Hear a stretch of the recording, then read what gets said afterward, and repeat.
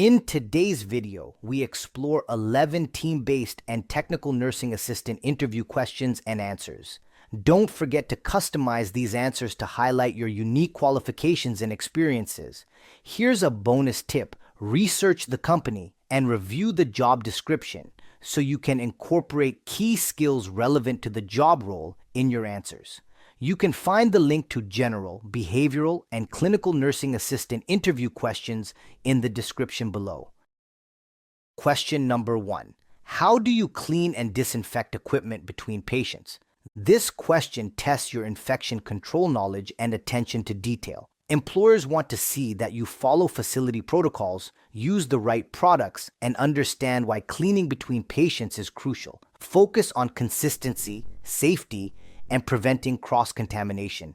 Cleaning and disinfecting equipment between patients is an essential part of preventing infection and maintaining a safe environment.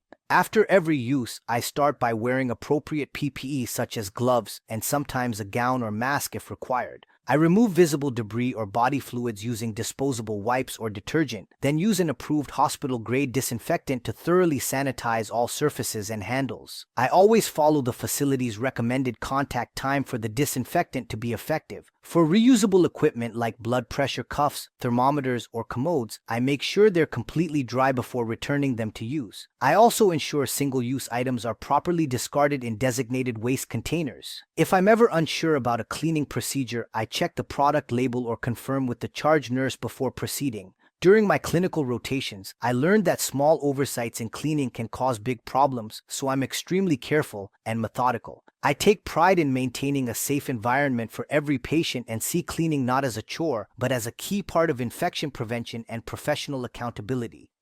Question number 2.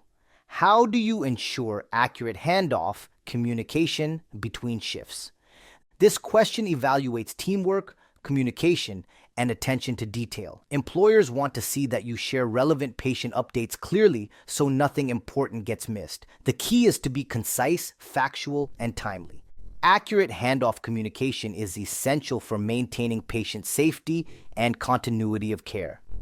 Before the end of my shift, I review my notes to ensure all care tasks, observations, and vital signs are up to date. During the handoff, I focus on giving clear, objective information, such as changes in condition, intake and output, mobility status, behavior, and any new instructions from the nurse. I use a structured format like SBAR, situation, background, assessment, recommendation, which helps organize my report and ensures I cover everything important. I also listen carefully to the oncoming staff and answer any questions they may have. If something is unresolved, I make sure to communicate it clearly before leaving. For example, if a patient was waiting on a dressing change or medication, I note that in the report so it's not overlooked. I believe good handoffs are about teamwork and respect. When communication is clear, patient care remains seamless and consistent. I always view shift reporting as an opportunity to support my coworkers and ensure our patients receive the best possible care.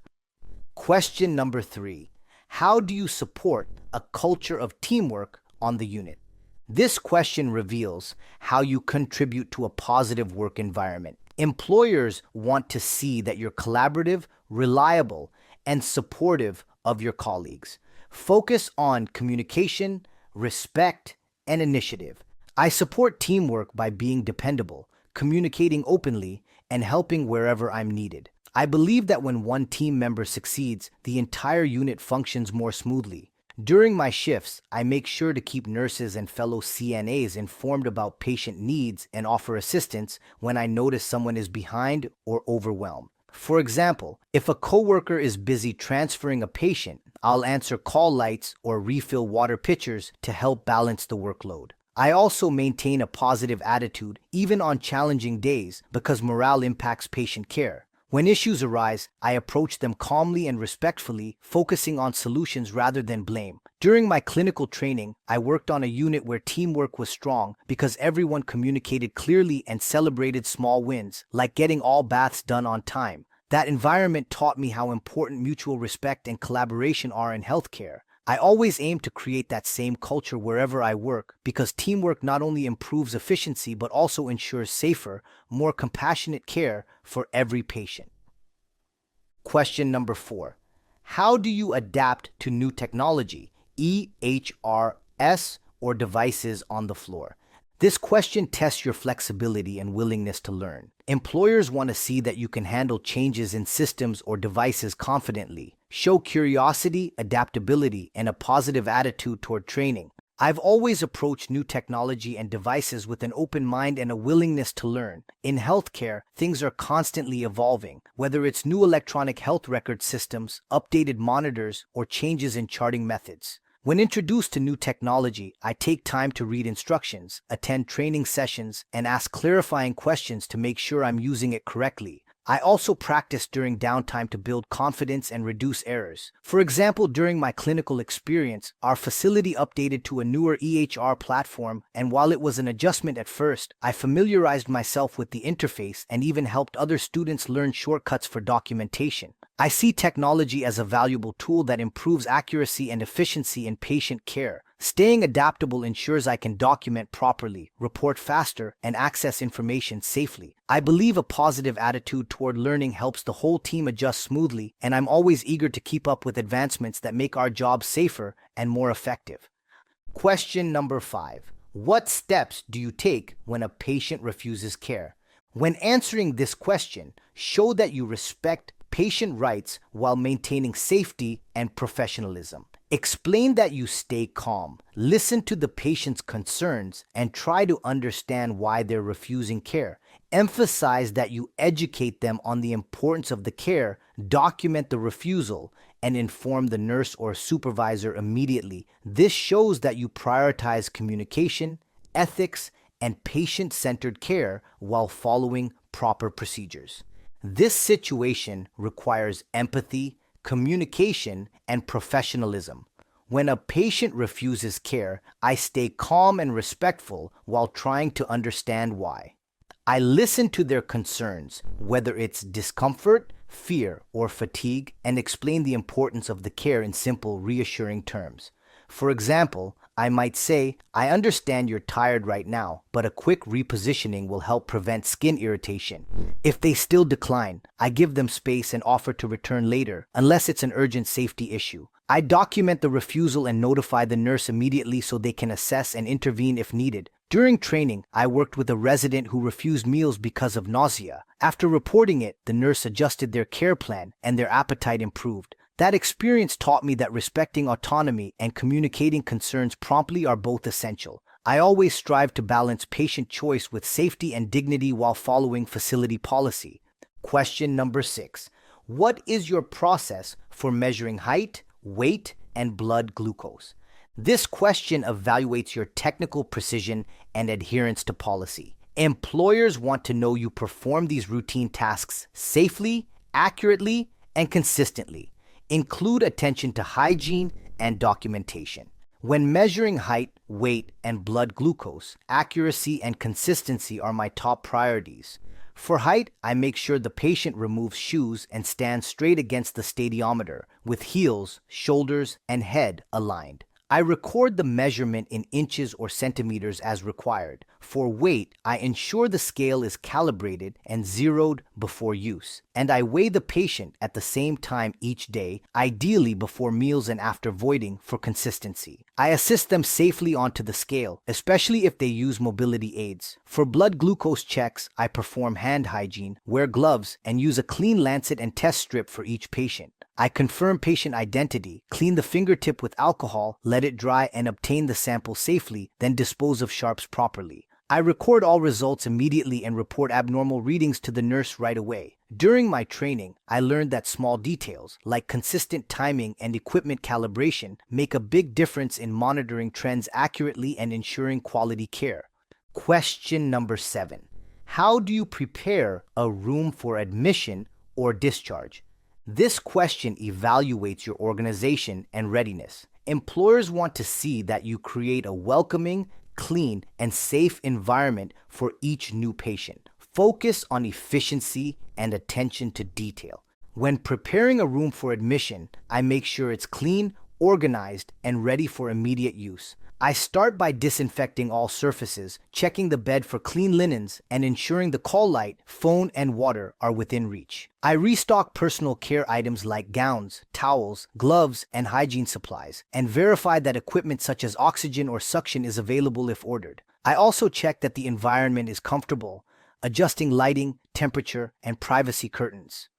For discharges, I assist the patient respectfully, ensure belongings are packed, and strip and disinfect the room once they leave. I follow facility protocol for disposing of used linens and waste, then restock the room for the next admission. During training, I learned that first impressions matter. Patients often feel anxious when arriving, and a well-prepared room communicates professionalism and care. Keeping rooms ready at all times ensures smoother transitions and reinforces that our facility values cleanliness, safety, and patient comfort. Question number 8. How do you support wound care within CNA scope of practice? This question tests your understanding of professional boundaries and collaboration. Employers want to know you assist appropriately without performing tasks beyond your scope. Emphasize observation, reporting, and prevention. As a CNA, my role in wound care focuses on prevention, observation, and communication while following the nurse's instructions closely. I help by keeping the patient's skin clean and dry, assisting with repositioning, and ensuring linens are wrinkle-free. I inspect skin regularly for redness, irritation, or open areas during routine care, and report any changes immediately to the nurse. I never apply ointments or dressings unless specifically directed within facility policy. When assisting with wound care procedures, I prepare supplies, maintain a sterile environment, and support patient comfort by explaining steps and minimizing movement. I also encourage patients to eat a healthy diet and stay hydrated, as nutrition supports healing. During my clinical experience, I observed how early detection prevented a small red spot from becoming a serious ulcer, and that reinforced my vigilance. I understand that CNAs play a crucial role in wound prevention and early reporting. My goal is to maintain safety, comfort, and communication so nurses can provide effective treatment. Before we continue, I just want to take a moment to thank you for watching this video. You can download a copy of these interview questions and answers in PDF format by clicking on the link below and supporting my channel by making a minimum donation of $3. Your support allows me to keep creating valuable content to help you pass your interview and land your dream job. Thanks for your support and appreciation. Question number 9. How do you track and report intake, output, and daily weights? This question focuses on your accuracy and awareness of fluid balance. Employers want to ensure you measure correctly and communicate any abnormalities promptly. Include examples of documentation habits. I take intake and output tracking very seriously because it provides critical information about a patient's fluid balance. For intake, I measure all fluids consumed, including water, juice, soups, and IV fluids, if applicable, using standardized measurement tools. For output, I record urine, emesis, stool, and drainage precisely, noting color, amount, and any unusual odor. I always record measurements immediately to ensure accuracy and prevent forgetting details later. I add totals at the end of each shift and compare trends if required. If I notice abnormal patterns, such as a sudden decrease in urine output or rapid weight gain, I report it to the nurse right away. For daily weights, I use the same scale, at the same time each day, with the patient wearing similar clothing. I double-check readings and record them promptly. During training, I saw how accurate documentation helped nurses identify fluid retention early, preventing complications. That experience taught me that consistency, precision, and timely reporting are essential parts of safe, quality care. Question number 10. How do you handle short-staffed shifts or high census days? This question examines your resilience, teamwork, and time management under pressure. Employers want to see that you stay calm, prioritize, and communicate effectively. Show flexibility and reliability. When the unit is short-staffed or patient load is high, I focus on staying organized, calm, and team-oriented.